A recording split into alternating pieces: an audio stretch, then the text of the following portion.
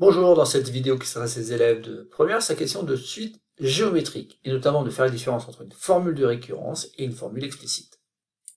Dans ce petit exercice, donc UN désigne une suite géométrique de raison 3 et telle que U0 est égal à 5, on demande dans un premier temps d'exprimer U indice n plus 1 en fonction de UN. À ne pas confondre avec la consigne numéro 2, où il faudra exprimer UN en fonction de n, et notamment calculer U4 et U7. Je vous conseille donc d'appuyer sur pause et donc de répondre à ces deux consignes afin de vérifier que vous avez compris que ce n'était pas tout à fait la même chose qui était demandé dans chacune de ces deux consignes.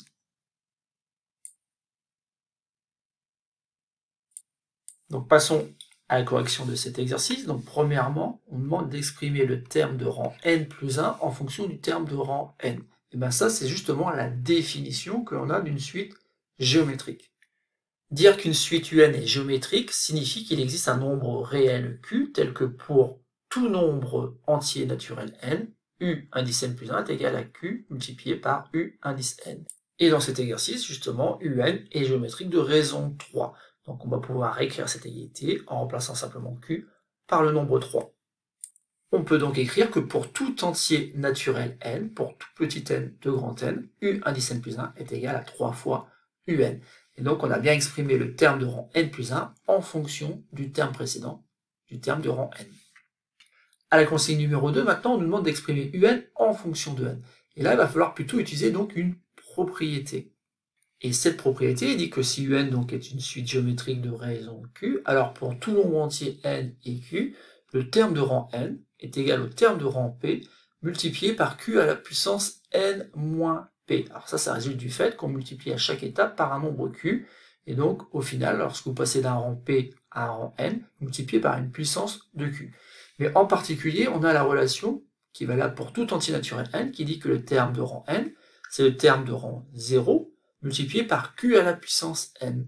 Ben justement ici, lorsqu'on va remplacer U0 par le nombre 5, Q par le nombre 3, et bien la seule chose qui pourra varier, c'est le nombre n. Donc on pourra donc dire qu'on a trouvé une expression du n en fonction de n. On peut donc écrire que pour tout petit n de grand n, U indice n est égal à 5 multiplié par 3 puissance n. Et cette égalité va nous permettre donc de calculer U4 tout simplement en remplaçant n par 4. Donc ça fait 5 multiplié par 3 à la puissance 4. Bon, là, on peut se dispenser de la calculatrice. 3 à la puissance 4, c'est 3 multiplié par 3, multiplié par 3, multiplié par 3, multiplié par 3, qui donne tout simplement donc 81. Et 5 multiplié par 81, on trouve 405. Et on doit aussi calculer donc le terme de rang 7. Le terme de rang 7, on va l'obtenir en faisant 5 multiplié par 3 à la puissance 7. Alors là, je vous l'accorde, on peut utiliser donc la calculatrice qui nous donne tout simplement le nombre 10 935. Alors voilà pour ce qui est des calculs qu'on a menés à la main. On peut aussi prolonger cet exercice en vérifiant à la calculatrice. Donc ici, je vais faire la manipulation à l'aide d'une calculatrice de marque Casio, mais bien sûr qu'avec les autres calculatrices, on s'y prendrait quasiment de la même façon. Donc ici, je vais chercher le menu récurrence, et j'obtiens donc A indice n plus 1, qui me fait penser tout simplement au terme U indice n plus 1. Donc je vais pouvoir écrire que c'est 3 fois le terme AN. Donc j'ai écrit la formule de récurrence. Maintenant, je vais définir donc le premier terme. Et le premier terme ici, vous voyez, j'ai des choses qui ont déjà été rentrées. Ben, le premier terme, c'est pas moins 4, mais bien 5. Et je vais pouvoir donc sortir et demander un tableau de valeurs. Et quand je fais le tableau de valeurs, donc ici, ben, je vois que le terme A1, par exemple, vaut 15. Et moi, ce que j'ai calculé, c'est surtout le terme de rang 4. Donc U4, je trouvais 405. Ce qui me rassure, c'est que la calculatrice me dit 405 aussi. Et enfin, si je veux avoir donc le terme de rang 7, eh bien, le terme de rang 7, je vérifie bien que c'est 10 935. Donc la calculatrice me permet de vérifier ces résultats.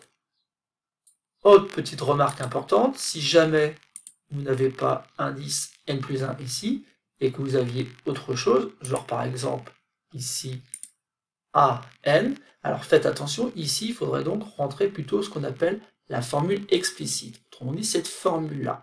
Donc j'ai effacé l'ancienne formule, Et je vais rentrer donc cette fois-ci 5 multiplié par 3 à la puissance n. Voilà, je valide. Pas besoin de définir du coup le premier terme. Le premier terme, il se calcule en remplaçant n par 0. Et le tableau de valeurs me donne encore bien sûr les mêmes résultats. Donc pour n égale 4, eh ben, j'obtiens 405. Autrement dit, le terme de rang 4 est égal à 405. Et le terme de rang 7, ça peut bouger, c'est bien 10 935.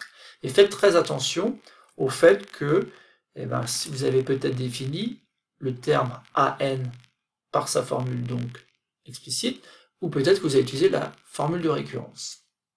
Et on retient donc de cet exercice qu'il y a en fait deux formules. Une formule qu'on va appeler formule de récurrence, qui permet de calculer les termes les uns après les autres. Donc on calcule le terme de rang n plus 1, connaissant le terme de rang n. Et une formule beaucoup plus intéressante qui est la formule explicite, qui elle permet de calculer directement n'importe quel terme de cette suite. Voilà, c'est tout pour cette petite vidéo.